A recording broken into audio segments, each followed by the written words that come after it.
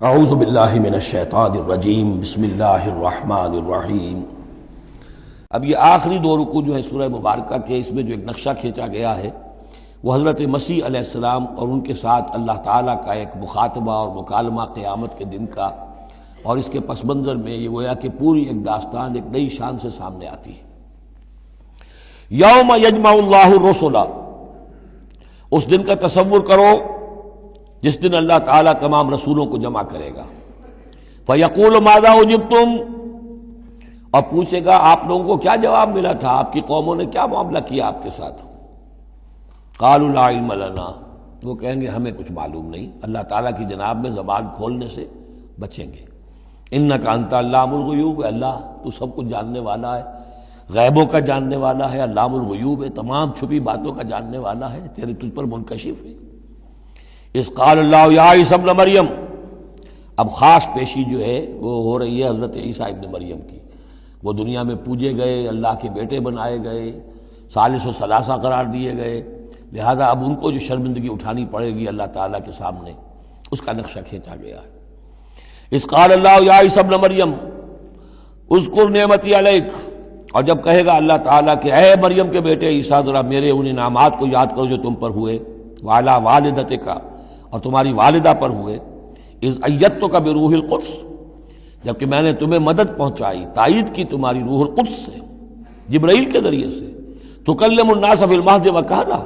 تم نے گفتگو کی لوگوں کے ساتھ، پگھوڑے میں بھی، گود میں بھی، انفینسی میں بھی، اور کہلن، اور پوری طریقے سے جوان اور پورے طریقے سے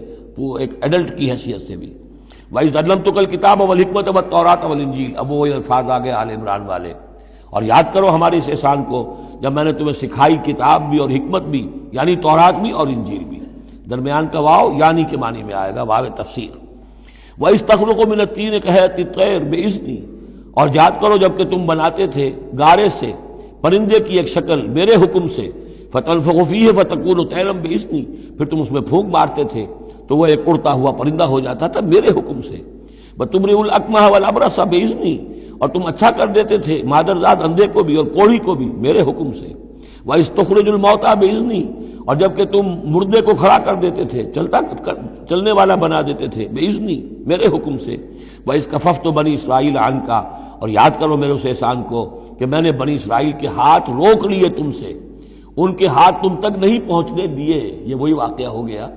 کہ حضرت مسیح گرفتار نہیں ہوئے۔ حضرت مسیح کو عین اس وقت جب کہ وہ پولیس والے داخل ہوئے باغ میں، 4 فرشتے اترے ہیں اور لے کر آسمان پر چلے گئے۔ وَإِذْ كَفَفْتُ بَنِي إِسْرَائِيلَ عَنْكَ،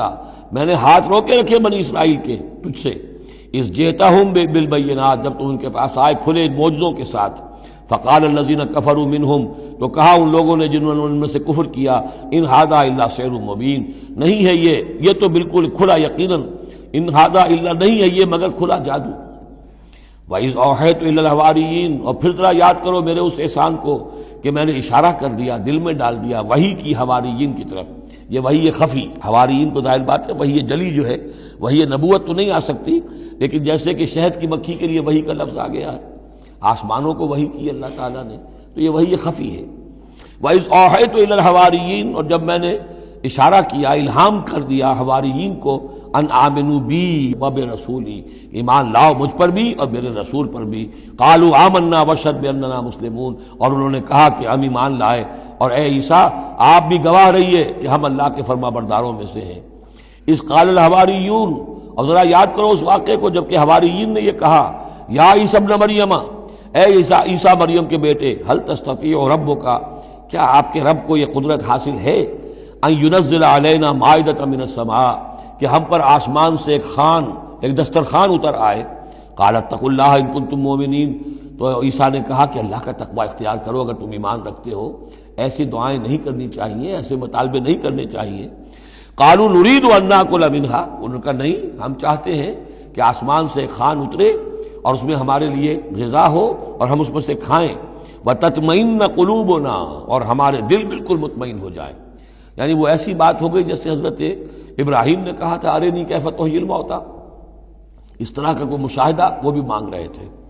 وَنَعْلَمَ اور ہمیں یہ معلوم ہو جائے پوری طریقے سے ان قد صدقتنا کہ آپ نے جو باتیں بھی ہم سے کہی ہیں بالکل سچی ہیں، کسی شک و شبے کی کوئی گنجائش نہیں، وَنَكُونَ عَلَيْهَا مِنَ الشَّاهِدِينَ اور ہم ان تمام باتوں پر پورے پورے گواہ بن جائیں، ہمیں وہ یقین کامل حاصل ہو جائے کہ پھر ہم آپ کی جانب سے جب تبلیغ کریں لوگوں کے اندر تو ہمارے اپنے دل میں کہیں کسی شک و شبے کا کوئی کانٹا چبھا ہوا باقی نہ رہ گیا ہو۔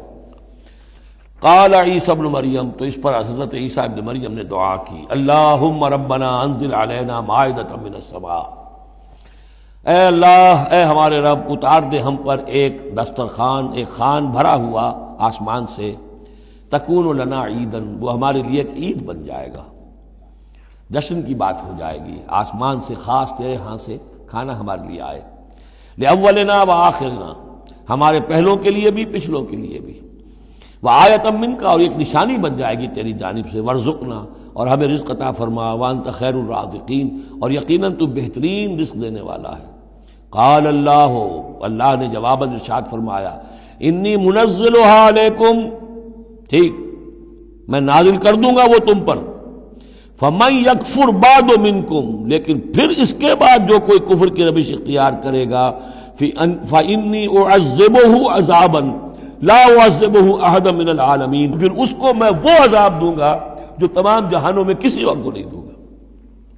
یعنی جب اس طرح کا خرق عادت کوئی چیز دکھا دی جائے، کھلا معجزہ، پھر رعایت نہیں ہوتی۔ چنانچہ قوموں کا معاملہ یہی تھا،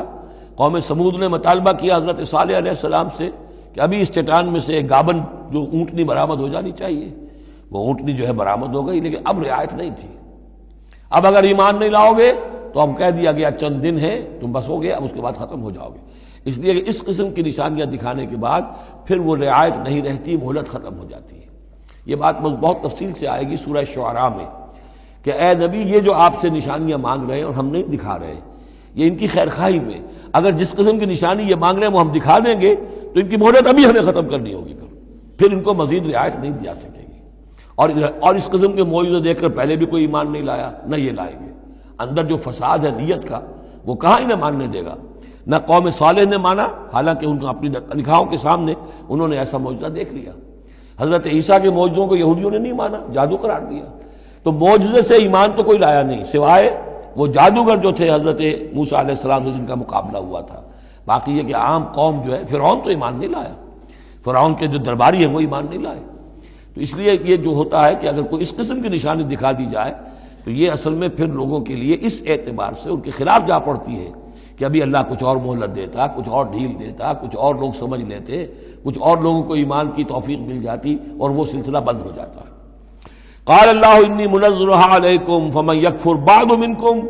میں نازل تو کر دوں گا تم پر وہ، لیکن پھر اس کے بعد جو کوئی بھی تم میں سے کوئی کفر کی روش اختیار کرے گا، ناشکری کرے گا، فإنی اعذبہ عذابا لا اعذبہ احد من العالمین، تو پھر اس کو عذاب وہ دوں گا جو تمام جہانوں میں کسی اور کو نہیں دوں گا۔ صدق اللہ العظیم۔